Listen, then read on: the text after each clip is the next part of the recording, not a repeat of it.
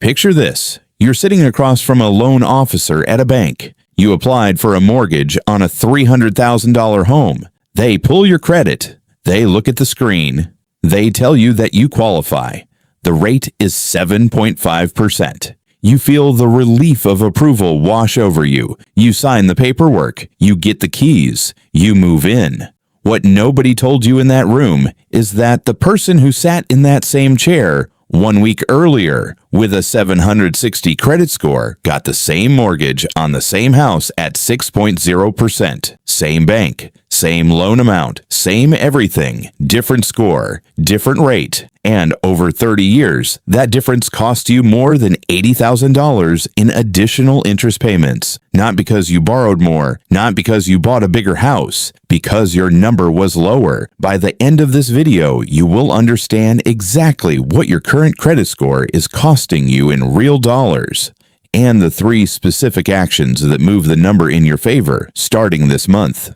If that sounds like the math your bank never volunteered, hit subscribe. Let's get into it. Here is what most people misunderstand about a credit score. They think of it as a report card, a measure of how responsibly they pay their bills, a number that goes up when they are good and down when they mess up. That understanding is not wrong exactly, but it is incomplete in a way that costs people money. A credit score is a risk pricing tool. When a lender pulls your credit score, they are not evaluating your character. They are calculating what interest rate to charge you for the money you want to borrow. Your score is the mechanism by which your entire financial history gets converted into a price. A higher score means a lower price. A lower score means a higher price. Every time a lender sees your number, they are deciding how expensive your next loan will be. Understanding your credit score as a price tag rather than a report card changes everything about how you think about managing it. Here's the mortgage math. Same $300,000 loan, 30-year fixed mortgage. A borrower with a 620 credit score qualifies for a rate of approximately 7.5%. Their monthly payment is roughly $2,097. A borrower with a 760 credit score qualifies for a rate of approximately 6.0%. Their monthly payment is roughly $1,799. That is a difference of $298 per month. Not a huge number on its own, but over 30 years, that $298 monthly difference becomes $107,280 in additional interest payments paid by the lower score borrower. Same house, same bank, same loan amount, same 30 years. $107,280 more paid by the person with the lower score. Not as a penalty, not as a fine, as an interest rate that was set by a 3-digit number on a screen before the conversation even started. The bank did not explain this comparison. The loan officer did not volunteer that the person who sat in that chair last week paid a lower rate. The paperwork did not include a line that read, "You are paying $107,280 more over the life of this loan because your credit score is 140 points lower than the best available rate." It was just the rate.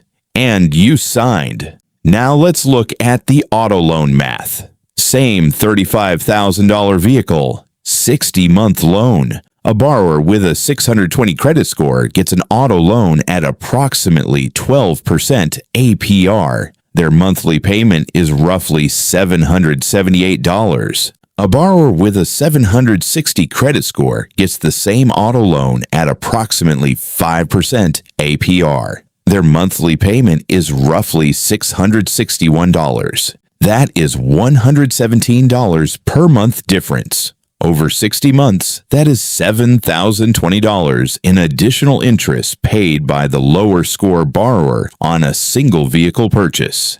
Now consider that the average American buys or finances a new vehicle roughly every 6 to 8 years. Over a 40-year driving life, that is 5 to 6 vehicle purchases.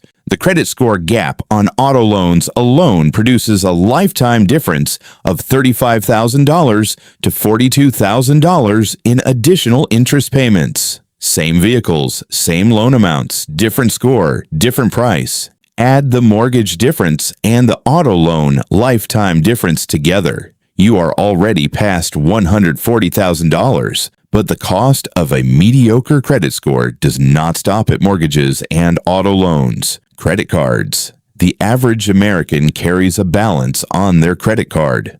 With a lower credit score, the interest rate on that balance is higher, sometimes dramatically higher. The difference between a 16% APR and a 24% APR on a $5,000 balance is $400 per year in additional interest. Compounded over years of carrying a balance, the credit score gap on revolving debt adds thousands more. And then there is the one that genuinely surprises most people: insurance premiums. In most U.S. states, auto insurance companies and homeowners insurance companies use your credit score as a factor in calculating your premium. A lower credit score produces higher insurance premiums. The Consumer Financial Protection Bureau estimates that drivers with poor credit scores pay significantly more for auto insurance than drivers with excellent credit, often 50% to 100% more, for the exact same coverage on the exact same vehicle, the same income, the same house, the same car, the same life. Paying a six-figure premium over a lifetime for a lower credit score, and most people treat their credit score like a number they check occasionally out of curiosity. So what actually determines your score? 5 factors, and 2 of them matter most. Payment history is 35% of your score. This is the single most important factor. Every on-time payment builds it.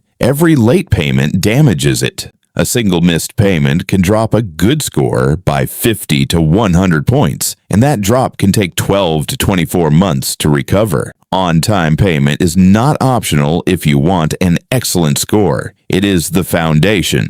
Amounts owed, also called credit utilization, is 30% of your score. This measures how much of your available credit you're using. If your credit limit across all cards is $10,000 and your current balance is $3,000, your utilization is 30%. The scoring model rewards lower utilization. Keeping utilization below 30% is good. Below 10% is better. Length of credit history is 15% of your score. Older accounts help your score. Closing old accounts hurts it even if you no longer use them. This is the reason financial advisors often say, do not close your oldest credit card. New credit is 10% of your score. Every time you apply for new credit, a hard inquiry appears and your score dips slightly. Multiple hard inquiries in a short period signal financial stress to the scoring model. Credit mix is the final 10%. Having a mix of credit types, revolving credit like cards and installment credit like loans, helps your score marginally. The 2 levers that produce the most improvement are the 2 that matter most. Pay on time every time.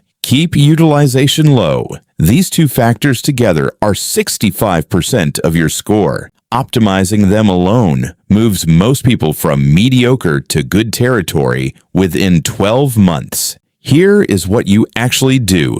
3 specific actions starting today. First, set up autopay for the minimum payment on every credit account. Not because the minimum is enough to pay off debt. It is not. But because a single missed payment can cost you 50 to 100 score points and $107,280 on your next mortgage. Autopay ensures payment history. 35% of your score is never accidentally damaged. Second, get your credit utilization below 30% and ideally below 10%. If your available credit is $10,000 and you carry $4,000 in balances, pay down to $3,000 first, then to $1,000 over time.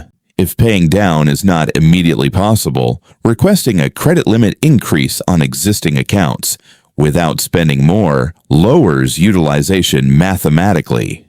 Third, do not close old accounts. Your oldest open account is one of your most valuable credit assets. Even a card you never use keeps your length of history and available credit working in your favor. Closing it removes both. These three actions alone, consistent on-time payment, low utilization, keeping old accounts open, move most people from a mediocre score to a good score to an excellent score over 12 to 24 months. Go back to that mortgage room, the loan officer, the 7.5% rate, the relief of approval. You were not just approved for a mortgage that day. You were assigned a price. The price was set by a 3-digit number before you walked in the door. And the difference between the price you paid and the best available price on the same loan was $107,280 over 30 years. Your credit score is not a report card. It is a price tag attached to every dollar you will ever borrow. A higher score is a lower price, and the lifetime difference between a mediocre price and an excellent price is not a small number. It is the most expensive number in your financial life. Now you know what it is actually costing you. The rest is 3 actions in 12 months.